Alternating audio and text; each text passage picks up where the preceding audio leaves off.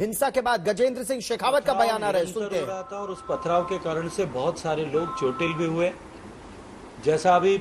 माननीय जिलाध्यक्ष जी ने कहा, एक ही तरह के पत्थर जो या शायद किसी योजनाबद्ध तरीके से, और ऐसा मैं इसलिए कह पाता हूं क्योंकि अभी पिछले दिनों में जिस तरह से प्रदेश में करौली से लेकर के अन्य स्थानों पर जिस तरह की घटनाएं हुई है और जिस तरह से सुनियोजित रूप से छतों पर से पत्थर जो पहले से एकत्रित किए थे वो पत्थर बरसाए गए,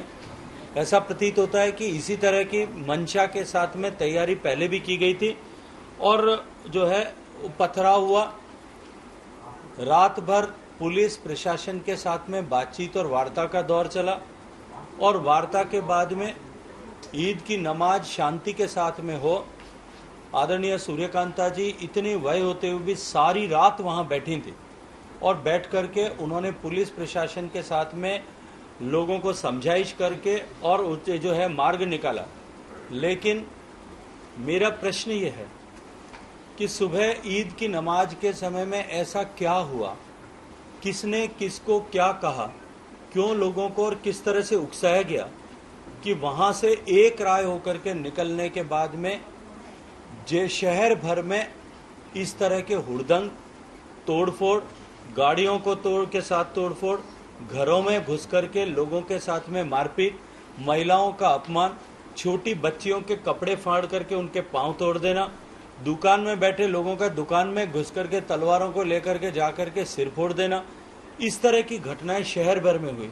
रास्ते में खड़ी हुई गाड़ियों के कांच तोड़े गए, घरों पर पत्थर फेंके गए, दुकानों के शीशे तोड़ दिए गए, लेकिन पुलिस और प्रशासन मौन बना हुआ मूक दर्शक की तरह देख रहा था। मेरा दूसरा प्रश्न यह है कि प्रशासन जब रात में इतनी बड़ी घटना हुई और इतनी बड़ी घटना होने के बाद में इस बात का अंदेशा था कि एक साथ में एक जगह इकट्ठे हुए 25-30 हजार लोग जो है वो किसी तरह की प्रतिक्रिया कर सकते हैं या किसी तरह की घटना को, बुरी घटना को अंजाम दे सकते हैं और समाज कंटक एकत्रित होकर के जो है किसी तरह का उपद्रव या बवाल कर सकते हैं। पुलिस और प्रशासन ने इसको पहले से तैयारी क्यों नहीं की?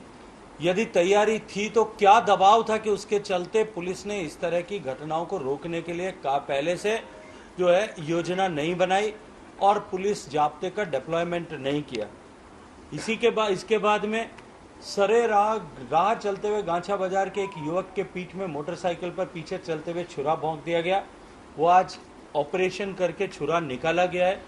हॉस्पिटल में पहुंचने के बाद में भी 3 घंटे बाद में उसकी सर्जरी, जब हम सब लोग हॉस्पिटल पहुंचे उसके बाद में शुरू हुई। छुरा निकाला गया, वो अपने जीवन और मृत्यु के साथ में संघर्ष कर रहा है। भगवान उसको शीघ्र स्वास्थ्य दे जो और लंबी वय दे, इसकी प्रार्थना करने के साथ साथ में मैं ये कहना चाहता हूँ कि जिस तरह का तांडव जोधपुर में हुआ है, जोधपुर में कभी इस तरह की परंपराएं नहीं रही है, लेकिन सरकार के बेजा हस्तक्षेप के कारण, दबाव के कारण से राजस्थान भर में जिस तरह का क्रम इस तरह की घटनाओं का चल रहा है, उनके चलते उसी के मार्ग पर जोधपुर भी आगे चला है। हमने जितने लोग हम यहाँ उपस्थित हैं, आदरणीय राजेंद्र जी, आदरणीय मेयर साहिबा, वनीता जी, आदरणीय सूर्यकांता जी, आदरणीय अतुल जी, सभी लोग भारतीय जनता पार्टी के आदरणीय जिलाध्यक्ष जी, जिले के पदाधिकारी, हम सब लोग कमोबेश सभी स्थानों पर गए, लोगों के साथ में समझाइश की। जब हम सोनारों का बास में पहुंचे, सोनारों का बास में जैसा मैंने उल्लेख किया कि घरों में घुस करके लोगों के साथ में अत्याचार हुआ था, उनके सिर फोड़ दिए गए थे, उनकी महिलाओं के साथ में अपमानजनक व्यवहार किया गया था, तेजाब की बोतलें फेंकी गई थी, मंदिर को क्षति पहुंचाने की कोशिश पत्थर मार मार करके की गई थी, मूर्ति को तोड़ने की कोशिश की गई थी, लोगों के घर में जाकर के तलवार से हमला किया गया था, दुकान पर बैठे हुए लोगों के साथ में मारपीट की थी। लेकिन उसके बाद में भी ऐसा सब करने वाले एक राय होकर के चौक में एकत्रित होकर के मजहब विशेष के नारे लगाते हैं और पुलिस फिर भी खड़े होकर के उनको खदेड़ने के बजाय उनको रोक करके वहां खड़ी थी। निश्चित रूप से यह प्रश्न इस बात का खड़ा करता है कि पुलिस और प्रशासन किसी न किसी जो है अदृश्य दबाव के तहत इसमें काम कर रहा है। और मैं तो ये कहूंगा कि जब इतनी दर्दनाक स्थिति मुख्यमंत्री के गृह जिले में हो रही थी, तब मुख्यमंत्री रात को 12 बजे से लेकर के आज दिन में 3 बजे तक जब उन्होंने एक ट्वीट करके फौरी तौर पर यह कहा कि मैं सबसे अपील करता हूं कि सब लोग शांति सौहार्द बनाए रखें, उससे पहले न तो इस तरह की कोई अपील जारी करते हैं और 3 बजे के बाद में वो दूसरा ट्वीट करके लोगों से ये आग्रह करते हैं कि अभी मुझे कृपया, मैं व्यस्त हूँ इसलिए जो है गुलदस्ते न लेकर के आए। तो अंग्रेजी में जो कहावत है कि Nero fiddled when Rome was burning, कि जब रोम जल रहा था तो नीरो बांसुरी बजा रहा था, उनका अपना शहर जल रहा था, उनके अपने शहर में दंगा चल रहा था, उनके अपने शहर में जो शहर की आत्मा, शांति, भाईचारा और सौहार्द है उसको फूका जा रहा था और वो जन्मदिन के गुलदस्ते लेने में, जन्मदिन की खुशबू जो है शुभकामनाएं लेने में व्यस्त थे। ये निश्चित रूप से साधारण विषय नहीं है। और साथ ही साथ में आज में जब प्रशासन से हम लोगों ने चर्चा की तो प्रशासन ने कहा कि दंगा हो रहा था और कांग्रेस पार्टी के लोग जयपुर में बैठ करके, मुख्यमंत्री जी ने जो राग पिछले दिनों में आलापा है कि भारतीय जनता पार्टी और आरएसएस के लोग दंगा करते हैं। मैं पूछना चाहता हूं कि सुबह जितनी घटनाएं हुई, जो भी घटनाएं सुबह हुई, गिनती उनकी 15-20 जगह पर जिस तरह की घटनाएं हुई, क्या वहां भारतीय जनता पार्टी का एक भी कार्यकर्ता था? क्या वहां राष्ट्रीय स्वयंसेवक संघ का एक भी स्वयंसेवक उपस्थित था? केवल अनर्गल। और क्या वहां दंगा करने के लिए कोई दूसरा पक्ष पथराव कर रहा था? एक तरफा कार्रवाई की गई है, एक तरफा जो है इस तरह का उपद्रव बवाल मचाया गया।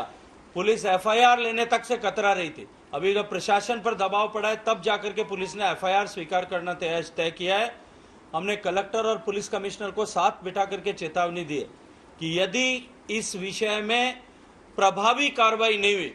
तो हम सब लोग मिलकर के जालोरी गेट पर धरना देंगे, हजारों की संख्या में लोगों के साथ में बैठेंगे और वहां बैठ करके प्रशासन को इस बात के लिए मजबूर करेंगे कि प्रशासन जोधपुर की शांति और भाईचारे को बिगाड़ने वाले ऐसे सारे असामाजिक तत्वों के खिलाफ कार्रवाई करे। अमूमन ऐसा देखा जाता है, हमने प्रशासन को इस बात के लिए आगाह किया है कि ऐसी घटनाओं के समय पुलिस जो है फौरी तौर पर दोनों तरफ के पक्षों के लिए, दोनों तरफ के पक्षों के विरुद्ध इस तरह की एफआईआर लॉन्च करती है और इस तरह की एफआईआर लॉन्च करके दोनों पक्षों पर दबाव बनाने की कोशिश करती है। आज की घटनाओं के समय तो कोई भी किसी तरह का दूसरा पक्ष था नहीं, जो कोई भी था वो पीड़ित था। और कल की घटनाएं तो बहुत सारे पत्रकार मित्र खुद उस बात के साक्षी हैं कि किस तरह का व्यवहार पुलिस प्रशासन ने किया और उपद्रवियों ने किया। आपके सामने है कि जो है कार्यकर्ता यहाँ उपस्थित हैं जिनके सिरों पे पट्टियां बंधी हुई हैं, लोग जो सामान्य जन जिनका कोई विषय नहीं था। मैं चाहूंगा कि एक बार आप इनकी भी चर्चा सुने, इनके मुंह से सुने कि किस तरह से व्यक्ति अपनी दुकान में बैठा था और उसके ऊपर आकर के हमला किया गया। किस तरह से एक छोटी सी बच्ची जिसका कोई लेना देना नहीं था, उस बच्ची के कपड़े फाड़ दिए गए, उसकी लज्जा भंग करने का प्रयास किया गया, उसकी टांग तोड़ दी गई। भारतीय जनता पार्टी के मंडल अध्यक्ष भूपेंद्र जी के घर में जाकर के उनके दुकान को तोड़ा गया, उनके घर में जाकर के उनकी बच्चियों के साथ में मारपीट की गई, उनके घर पे पथराव किया गया। ऐसा जोधपुर में कृत्य करने के किन लोगों का प्रश्रय था? क्यों करके इस तरह की परिस्थितियां जोधपुर में बनी? प्रशासन और सरकार दोनों की इसमें क्या भूमिका थी? निश्चित रूप से इसकी जांच हो। और आप सब पत्रकार मित्रों से भी मेरा आग्रह है कि हम, क्योंकि सब जोधपुर के कस्टोडियन के रूप में काम करते हैं, हम सब लोग जोधपुर की आत्मा, जोधपुर की शांति, जोधपुर के सौहार्द को बनाए रखने की जिम्मेदारी वाले लोग हैं।